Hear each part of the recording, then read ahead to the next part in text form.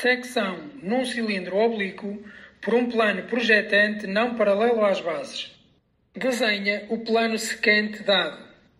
Como o plano secante é de topo, projetante frontal, na cota determina os pontos de corte na base superior. Transporta-os para a projeção horizontal dessa base.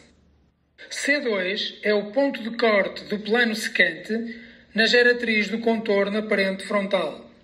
Como essa geratriz não está desenhada na projeção horizontal, tens de o fazer. E encontra C1.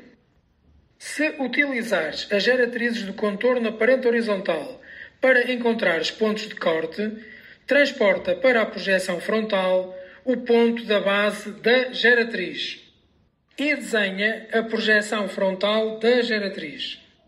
Quando essa geratriz se intersetar com o plano secante, obtens um ponto de corte, D2.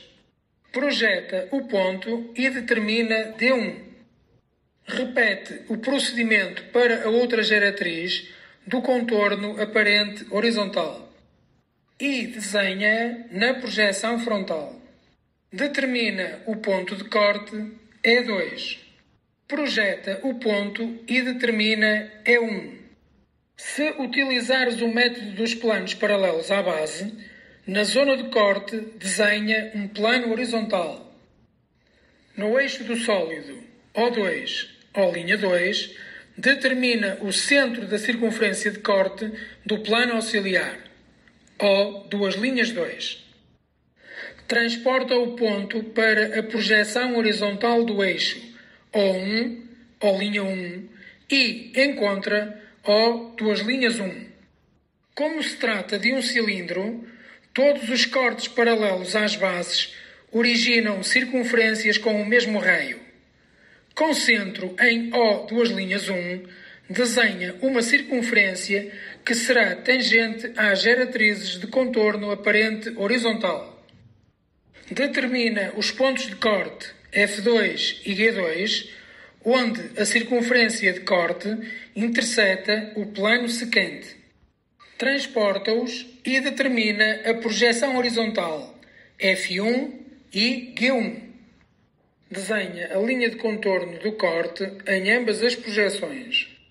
Se te pedirem a figura da secção, considera a totalidade do sólido a traço forte mais a linha do corte, quer na projeção frontal, quer na projeção horizontal.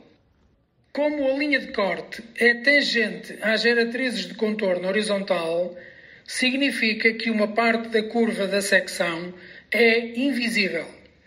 D1E1 é invisível porque se encontra na parte invisível do cilindro na projeção horizontal. Se te pedirem o sólido resultante, considera a parte do sólido pedida quer na projeção frontal, quer na projeção horizontal. É na projeção horizontal que vês o corte.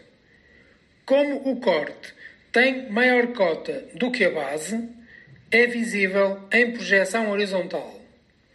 Por isso, preenche a zona do corte com tracejado paralelo ao eixo X.